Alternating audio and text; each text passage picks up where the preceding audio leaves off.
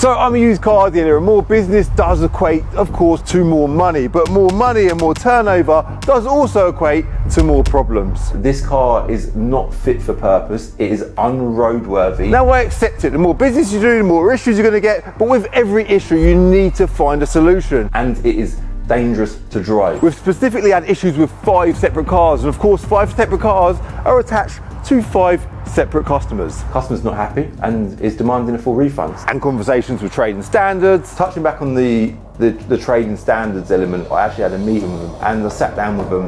And I think the best way to go through all of this conversation is, let's head upstairs, get comfy in a chair, and tell you the nightmare 24 hours that I've had.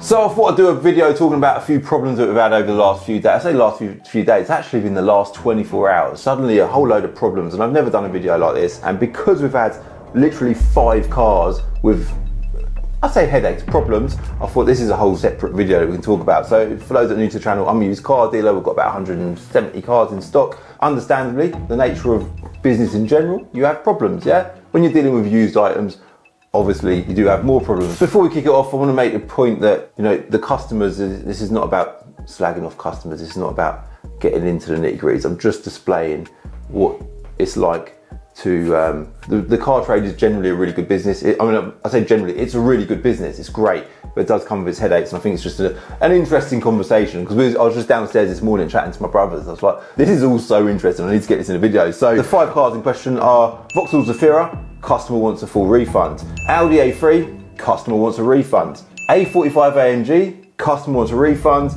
Audi A1, customer wants a refund. And then the last one is a VW Transporter. Customer doesn't want a refund on that, but that thing is a massive headache. Vauxhall Zafira, sold it a few weeks ago with full service history. This car was advertised with full service history. Customers bought the car because it's got full service history. It's gone out, and we've given the customer the full service, the history, put it in the car, and customers called to say, I've just realised I ain't got the history for this car. We're like, well, it's got full service history. They're like, well, yeah, but it doesn't. It's got no history. Can't find no history in the car. Don't know where it is. I'm not happy. I want a refund. We're like, no. Listen, we know absolutely that car has got full service history. We're certain. We wouldn't have put it in the advert if it doesn't have full service history. Like 100%, it's got history. We just need to work out where it's gone. So we've had a look here. Maybe it's been left here. We're sort of tracking our steps, thinking maybe we didn't put it in the car, you know, maybe we've lost it, maybe the customer's lost it. We've just got to all get our heads together and work out what's happened with this history. Time went on and we can't find this history. We've said to the customer, look, just please, just look in that car, pull the car apart. We need to find this service history. Like it exists, we know it exists, we've seen it, we've sold the car with the history, it's somewhere. Customer's just not happy. They're like, look, I've been missold a car, I just want a refund. So we're like, that's fine. Bring the car back, we'll give you a full refund. The customers come back last night, drop the car off, come into reception. My member of staff, Sam, has looked in the car and he sent me a video on WhatsApp last night. I found the service history, it's in the glove box. Very, very annoying, yeah. Customers now like, well, I still want a refund. Now, at that point, really and truly, we should be saying, well, no, because we've correctly sold you the car, it's got the history, it's in the glove box of the car.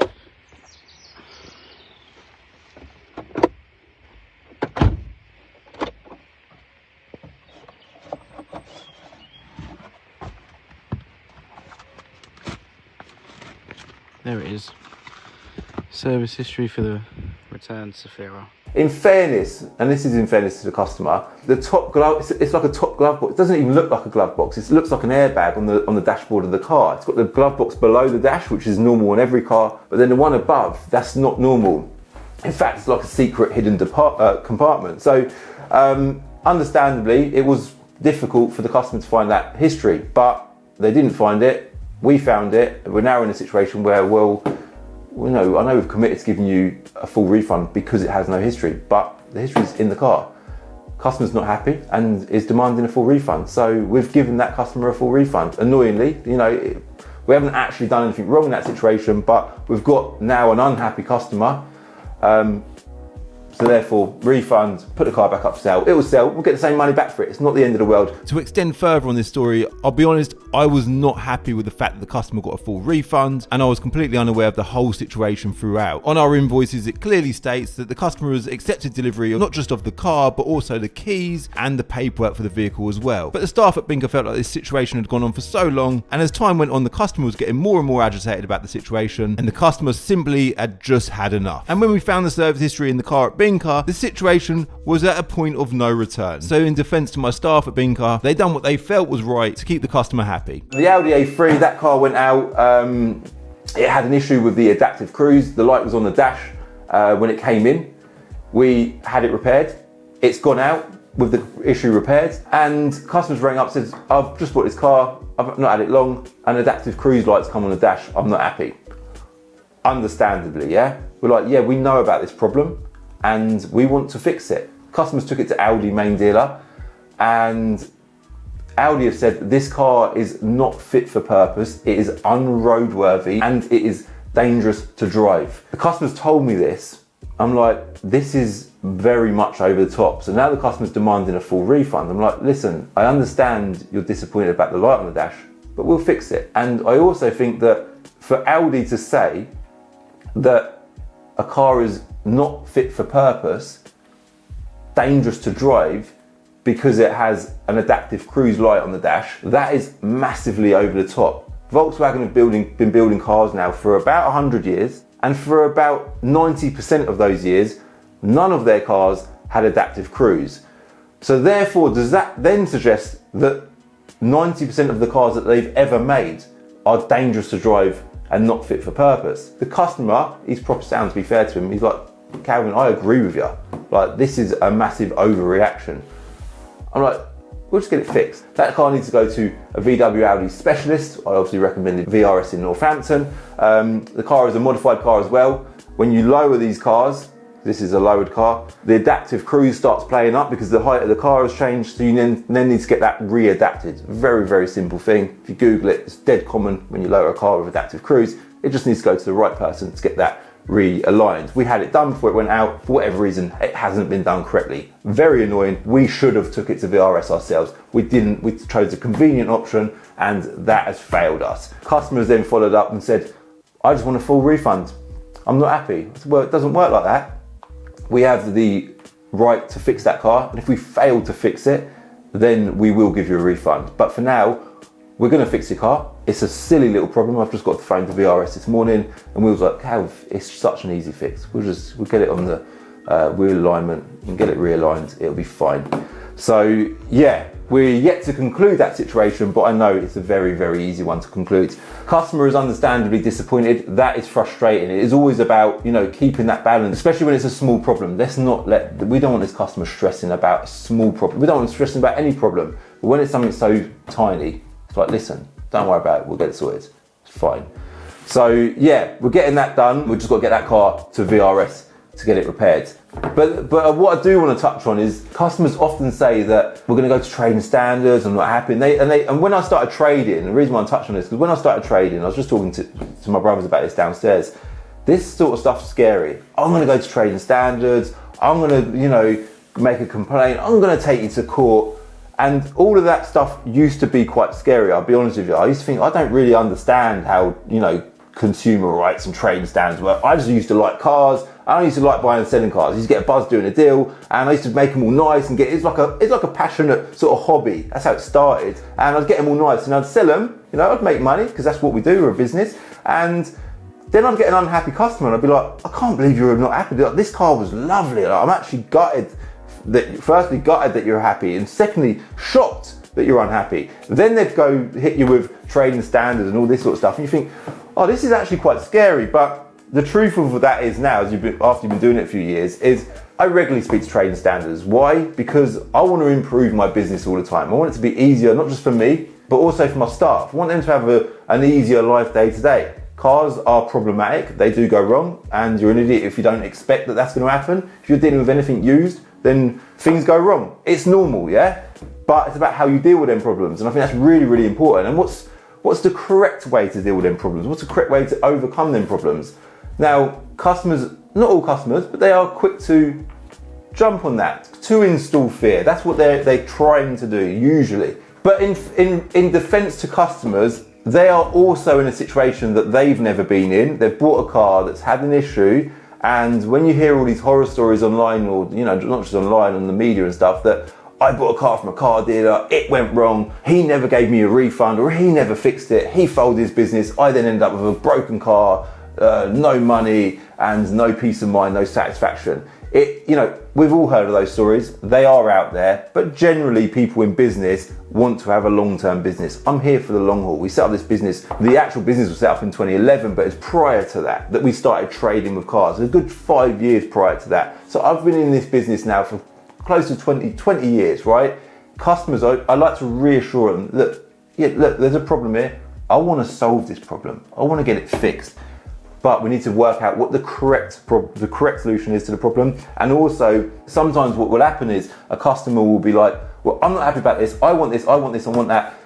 And they're unreasonable. And I think, I know you would like all of that to go your way, but unfortunately, the answer is no. You're not getting all of that your way, because that's not reasonable, it's not legally correct, and it's not morally correct. So you're not getting it. Telling customers that sometimes can equate to them getting fired up, getting angry, feeling disappointed. They can then say, well, I'm whatever. They can kick up a fuss. They can't go to trading standards if they're in the wrong. They can't go to take you to court, because if they're in the wrong, obviously they won't succeed. But what they can do is they can give you a negative feedback, which is also a little bit frustrating. So you get the odd negative feedback, like bad problem, and it's kind of like. Can I touch up on that? Actually? Go on, touch on it. Why are people so reluctant and quick to leave a bad review, as opposed to when things are going great, they're not bothered to give a good review?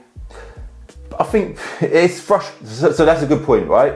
It's frustrating that it's a human nature, right? Because bad news rattles us more than good news does. Bad news has a far stronger impact on us than good news, right? So if we have 9 good things happen and 1 bad thing happen in our life, we won't talk about those 9 things. Strangely, our minds will only focus on that 1 bad thing. And when a customer has a bad situation, whether they're morally correct or incorrect, they will look at that as they've been a victim of a situation, and they want to vent the frustration towards that situation, and they blame whoever they dealt with, who was on the receiving end or the opposite side of that situation, as the culprit for causing the problem. The very difficult thing about business in general, and we're going to get onto these other situations shortly, is every car is different. I say business in general, this business in general, but then I say that all businesses across the board. But also there's inconsistencies with people. I would love to treat everybody exactly the same way, and that's the ultimate dream and the ultimate goal with business. But achieving that, because of the inconsistencies of humans, we're big balls of energy. I've talked about this a lot on my channel. We're all big balls of energy. We've all got certain things that we're unhappy with ourselves about, certain insecurities, and that affects how we deal with situations. And that's why I say, in fairness to customers, they have these situations with cars and they overreact. And sometimes that's not about the actual situation, it's about how they feel in themselves. And that's okay, yeah? That's okay. Me in a situation, I try to iron that out and think, I'm not going to allow whatever I'm feeling inside to disturb or influence the outcome of this situation, but people do. And in customer service, whatever business you're in, you have to cope with that, you have to deal with that, and that's really, really challenging. So it is difficult to have a set rule across the board, but at the same time, you do want to try and, in every way you can, to treat everybody the same. So we'll go back to trading standards actually at the end of the video, because I do want to talk more about that. Something I do quickly want to touch on is when you take a car in, it's really, really important that you do all of your checks, right? And I'd say this in every single one of my videos. Every single car in my yard has had a car vertical check. And the simple reason for that is to not just give me peace of mind, but also to know that when I'm spending money on my investment, I am satisfied that there is no negative background history on that car. I'll show you an example of what you want to see when you do a car vertical check. You can see on this check, the mileage is all good. We've got all green ticks, right? The mileage is all good. It's got no finance outstanding on it. It's had no previous damage, and it shows you the owners as well, right? It's never been stolen before. That is what you want to see when you're buying a car, right? Whether you're a car dealer or used, buying privately, or you're just, a consumer, you're about to buy a car from eBay or from a dealer or whatever, These checks are so valuable. If you do not do a check and you discover that one of those green ticks is amber after you've bought the car, specifically if you buy a car privately, you've got no leg to stand on. I see it all the time in my dealership where people come to me to sell a car, they didn't do their checks, and then they say, I'll do my check, I'll do my car vertical check, and I'll use my code CCD to get 20% off. And I'll realise that that car's categorised. And I'll be like, your car's Cat S, did you not know? No, well, it's got paint all down the side. Yeah, no, I knew it had been painted. The guy that I bought it off told me it's been painted. It's Cat S though. I didn't know that. Well, that affects the value of the car massively. They're gutted. Had they have done that check when they bought that car, then they would have known that and they would have saved a lot of money. They would have either saved themselves a lot of money at the point of sale, or they would have just saved themselves a headache and just walked away from the car. So I will link Car Vertical in the description below. And again, I'm going to remind you, use that code CCD to get 20% off. A45 AMG. So this car has come from a subscriber of the channel. He's not in a rush to sell it. He just said, can you guys sell the car for me? We offer that as sale or return. Rather than buying the car off him, we just take the car in as a bit of stock. Once we've sold the car, we then return him the money that we've agreed with him, right? So we've took the car in, really, really nice car, lovely bit of stock, massive spec, very well maintained, only done 50,000 miles. We sell a lot of that type of cars, you lot know, sort of sports performance, mid-range sports hatches, M cars, AMGs, that type of thing. It's really proper bit of us, right? Put it up for sale. Because of our audience, sold it straight away, okay? Customer that we took it in from was a subscriber of the channel. The guy that we sold it to was also a subscriber of the channel. Brilliant, yeah? This is a perfect dream situation. We haven't had to fund the deal, we've done the deal. It's a lovely car, lovely spec. Both customers are happy, it's happened really quick. Brilliant, yeah? What we do in a sale or return situation, in every situation, is when we sell the car, we return the customer that we're buying the car from only 90% of the money, yeah? We hold back 10% as a safety net, if you like, if the car goes wrong. So we've held back 10%, we've sent the customer 90% of the funds. 30 days later, we then send them the other 10%, providing there's no issues with the car. Some people dislike this, and we say to them, look, we can't, they on the day of sale, they want 100% of the money. We say we can't do that because this car could go wrong. And if it does go wrong, we can't afford, the reason why we're selling it on behalf of you and not buying it off of you, because generally in a sale or return situation, the customer wants too much money for their car. We can buy it off you and give you 100% of our purchase money today, but it will be for less money. Customer will then say, well, I would rather have more money, wait for the money, and take the risk of potentially losing that 10%. No problem. So we sell the car. Within, I think, a few days, this car's developed a major gearbox fault. It's a common issue with A45 AMGs that, you know, they're not the best gearboxes, as everyone knows, right? The customer, sorry, is not happy. Yeah, understandably. The gearbox has started knocking, gearbox lights come on the dash. Don't know the full details, but I just know that that car either needs a gearbox rebuild, a clutch at best, or a new gearbox, right? The car's come back to us and we've soon concluded it's got to go to a gearbox specialist. We need to get this gearbox out of the car. Told the customer that we sold it for that this 10% that we've retained, obviously that's now being held until this problem gets sorted. He is more than happy. He's like, yeah, that's absolutely fine. I fully understand. Like, this car's got a gearbox problem. I'm disappointed as well. He's got it. The customer that's bought the car, he's been proper sound. He's like, look, I'm gutted, I love the car, but if we can't get it fixed quickly, then I want a refund. We're like, absolutely. You know, if you want a refund and we can't get this done quickly, then you're getting a refund, 100%. Like, this is our problem. We take it fully on as our problem, and I'm really sorry that this has happened. Like, this is frustrating. Again, it's used cars, it happens. The seller's like sound about it, respectful, took the problem 100% on board. And the buyer's been super mature about it as well, which is great. So that situation there, I think, again, this has happened in the last 24 hours as well. I think with that one, we are not going to get the car fixed quickly. We're probably going to give the customer a full refund, and we're going to get that car back into stock with a new gearbox. But what might happen is the customer might say, I'll keep the car, warranty pays out for the gearbox. And you know, then whatever, that might happen. but I reckon it's going to go the other way, where we give the customer a refund, put the gearbox in the car, and re-advertise it for sale at a later date with a fully repaired gearbox. So yeah, interesting, but frustrating. And also bear in mind, this is all the last 24 hours. These aren't common scenarios, by the way. And this type of video, as I mentioned earlier, isn't a common type of video that I'd film. But when I see all these problems, I thought I need to do this. So next one is the Audi A1. This is quite a quick and simple one. So customers come down and looked at an Audi A1 that we've got, and lovely car. She's pointed out a couple of things that she wanted doing before she buys it. So they're not things that we would normally do, but we just said, that's fine, we can do them, but we want some commitment from you. £250 deposit today, and if you pay that, then we can go ahead and get the car right for you. And once it's right, we'll give you a call, you can come pick the car up. She's like, yeah, that's fine. She's paid the deposit, we've got all these bits done, spent time, money getting this car right. She's called, we've agreed a day for her to collect the car as well, by the way.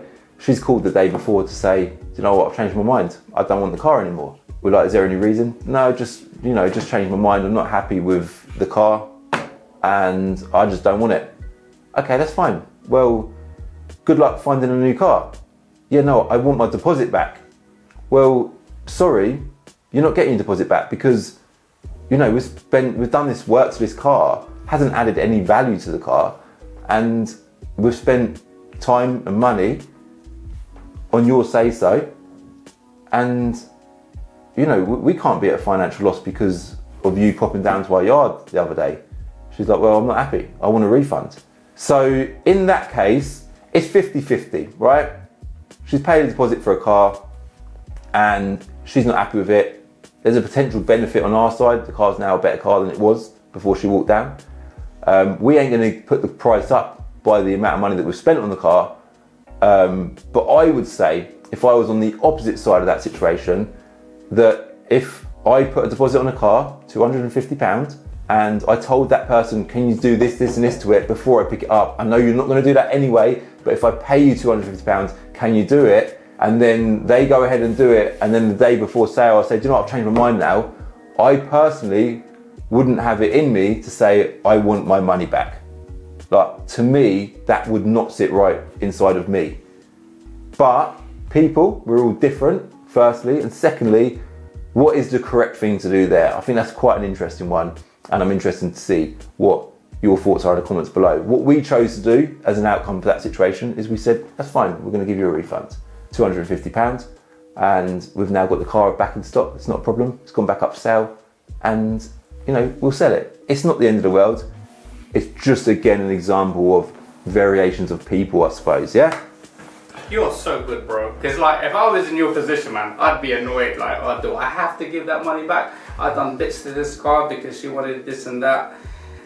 You lot are so cool, man. I think it's funny you say that because downstairs we were just having this chat and Leon said to me, Calv, like, I think you should do a video about this and say about, like, us when we first started. And we'd have situations like this and we'd be fuming over. We'd go home, we're like, I don't know what the right thing to do here is. Like, I don't know whether I should be giving her a refund or should I have spent this money? The mechanic now is giving me a bill and I've got to pay that bill, but I can't afford to pay it because I've got no, like, genuinely back then we had no money either. So we then in a situation where, like, someone's just basically booked in a job, we've done it for them and they don't want to pay for the job. Like, it's just, it's crazy, but you learn along the way. And what I was going to touch on there is, it's not just about learning along the way. Do you know what? It is entirely about learning along the way, because as you learn, I'm like, looked at all of these situations this morning. I'm like, how can I improve? How can we resist this, or stop this from happening again going forward? What can I do to make this situation better? And I must admit, in every single one of these situations, I don't think we could have done anything better. I think we've dealt with them really, really well. But as a business, when you're in the business and it's personal and you're dealing with these people face to face, not just the people, but the cars as well, it's very frustrating. But when you're above the business, and I say above, me as the boss, if you like, I'm literally above, I'm upstairs, them guys are downstairs, they're dealing with, like, I say to them, don't take it personal, don't let customers speak to you badly, because that does happen a lot, where they're getting shouted at, sworn at, or just bad vibes, bad energy towards them. Don't tolerate that, you're not here for that. Also, from a business point of view, if over the month it works, and I don't say that in a way that I'm saying, let's accept losses, because we do not accept losses. We accept losses when we are in the wrong, absolutely. But we do not accept losses when we're in the right. But understand that throughout the month, every month, there is going to be problems and we're going to lose money in certain places. But that is going to happen, and it will always happen because we're dealing with used cars. My brother just said to me downstairs, Calv, maybe we should just focus on, and I bet a lot of car dealers must go through this, maybe we should just focus on cars in excess of, say, £20,000, up to 50,000 miles, up to 5 years old. You can have less problems, isn't you? I agree, yeah, that's a great solution. That's definitely an absolute no-brainer. But my sort of feeling on the car market is, like, that section of the market there is great. And it's probably more competitive because a lot of car dealers, and I know there'll be a lot of car dealers watching this video, must go round, round the houses, going round and round in their heads about what's the best way to be a trader. And that's their conclusion. That's the obvious thing to do. But I look on the road and I drive down the road and look at cars and I see like an 09 plate Ford Focus, and I'll see a 15 plate Vauxhall Insignia, and I'll see a Golf GTD that's done 130,000 miles. And I think, you know what, they're all good cars. And there's a place, not just in car dealerships for those cars, there's a place in the world for those cars. And they're demanded, and they're good cars, they're loved, and they shouldn't be ruled out. There needs to be a way that it needs to be, we need to be able to deal with these problems and accept that we are going to sell these types of cars, and there's going to be hurdles along the way. On that note, we're going to move on to the VW Transporter. So we recently sold a VW Transporter, very frustrating situation. On the way home, this is a situation that you guys currently know about. There's two Transporters. Transporter number one is on the way home, customers noticed the van's overheated, continue to drive the van, and the van's then stopped running, the engine's cut out. He's obviously had to pull over. He's called. This is on the way home, yeah? Very, very frustrating. This is not a situation that's happened in the last 24 hours, by the way. This is just one that's happened in recent months. And couldn't call us because we were closed. And next day, he's called to say, look, the car's on the side of the road. The van's on the side of the road. It's in a safe place. I've got the key. Can I just have a refund? We're like, absolutely. Of course you can. Like, really, really sorry. Is there anything more we can do? He's like, no, just want a refund. I'm happy, it's fine. He was proper sound about it. We've given him a refund. Turns out, like, these vans are actually, strangely, we all know VW diesel engines are amazing. They're some of the best engines on the planet. These VW Transporters, they are quite problematic, or seemingly. So that van, went to a VW specialist, and they concluded that it needs a new engine. So we've got that van back, we're putting a new engine in it, and it's going to go back up for sale with a warranted new engine. We sold another one of these Transporters in the same period of time. Customer had it for a few weeks and noticed that the coolant kept, it's losing coolant, needs to be topped up.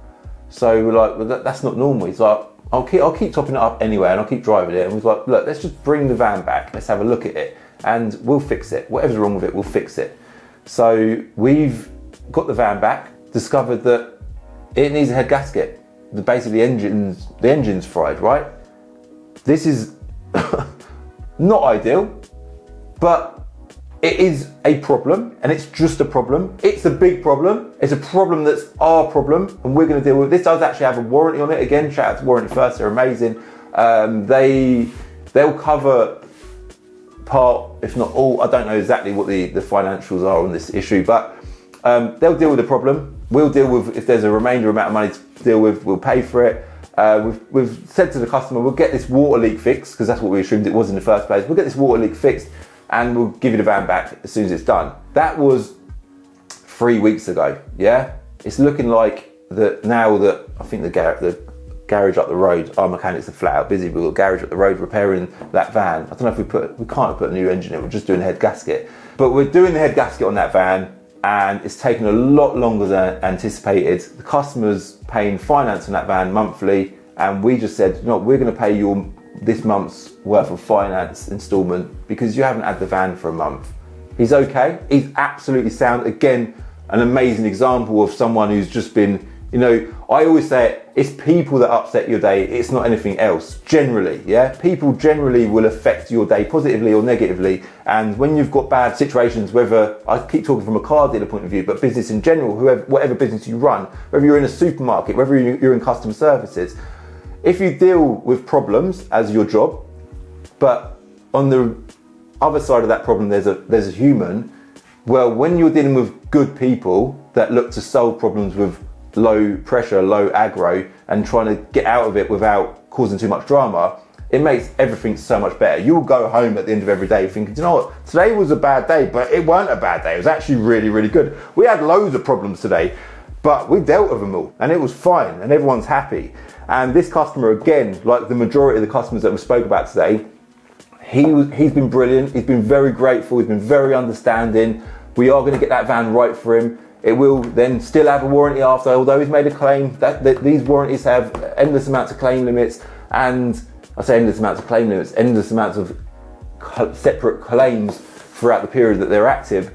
They're really, really good. So, yeah, the conclusion of that situation is we've got a customer with a problem, but he's a happy customer and he's going to end up with a nice van. And likewise, every single one of the customers that I've spoken about today, I think every single one of them, because I've done this today, I've gone over all of these issues and I've thought, are the customers happy, firstly? And secondly, could we have dealt with these situations any better? You can't always make customers happy, as I mentioned earlier, because sometimes they need to be told no, whether or not that's what they want to hear, or, you know, regardless of that, they need to be told no. Sometimes the problem's not yours, and you as a business should not be taking that problem on board. You can help, you can aid, you can assist in any way you can. Obviously, if the customer's being accommodating and helpful towards you, brilliant. But if the problem isn't yours as a business, then unfortunately, there's not really much you can do. And I know that's frustrating for the customer, and they'd like you to sort of maybe go an extra or whatever, I don't know. But unfortunately, you can't do everything for everyone. It's as simple as that. So touching back on the trading standards element of the conversation, I like to work with them. I like to understand, I like to listen to how they want you to deal with people. And in fact, their vision, I used to think that trading standards were your enemy, and they're absolutely not. I actually had a meeting with them a few weeks ago, and it was in this office. And I sat down with them and we just went through a few, you know, I had a few questions for them. I wanted to pick their brains a bit about things. I wanted to understand how they want or expect dealers that sell certain types of cars to trade. And it's all about transparency. Like, for example, the Vauxhall Zafira, if it had no service history, you can sell that car with no service history. Just advertise it as a car with no service history. That's absolutely fine. That Vauxhall Zafira is a good car for someone. Advertise it with no service history, then you're meeting that customer's expectations. There's nothing wrong with that. If it's got a dent on the door, you know, a curved wheel, it ain't perfect. You know, it ain't ideal through some people's eyes, but for some people with a less of a budget, that is a great car, and it will be a great car from going forward. Potentially, you know, we all know that cars vary. You know, you could have a car for 10 years, it could be absolutely amazing. You change it for the newer version, and it's an absolute hell of a journey. So you just don't know. But with that situation with the Zafira, obviously it did have service history. We advertised it with service history. That is quite a different one. But trading standards aren't your enemy. And I think it's really important that you know that. I'm saying this because I know, again, I know that there'll be car traders watching this, so I expect this is probably going to get shared around in car dealer forums and stuff like that. But although they feel like it feels like that they're our enemy and customers are our enemy, I feel like with every situation, give respect and work with that person, whether it be trading standards, customers, staff, whatever, and you generally do get the correct outcome. And I think that's important. So for me, the last 24 hours, 5 cars, 5 headaches, 5 unhappy customers, potentially. I don't feel stressed whatsoever. I was gonna say I don't care. I obviously care, but I don't care. I've not come to work today and thought, oh, this is all stressful. In fact, I come to work today, they've told me about all these problems because we've been opening nights, as a lot of you lot know. It's been brilliant. We're dealing with more customers, selling more cars. It's been great. Perfect positive change that our business needed. Longer hours, sunshine in the evenings. But this morning I've come into work and faced with a few problems. Enter Reg, if you're a car dealer and you're not on board with my platform, enterreg.com, it is a car trading platform. It's a piece of software that we've built ourselves. I would be not only really grateful that you get on board, but also I'd encourage you to get on board because I know it's good for your business, all right? If you're a car dealer, keep that in mind. Enterreg.com, such a basic brand, does everything for your business, stock management, money management, website. You can buy cars on there, you can trade cars out on there. It's a full car dealer management tool, all right? I'll link that below. Anything else you want to say? I don't think so. That's it, done. Thanks for watching. Hit like, please hit like, hit subscribe, and I'll see you in the next one. The next one probably won't be quite as dramatic though, all right? I'll pre-warn you, it's gonna be good news. It's always good news on Calvin's Car Diary. See you later.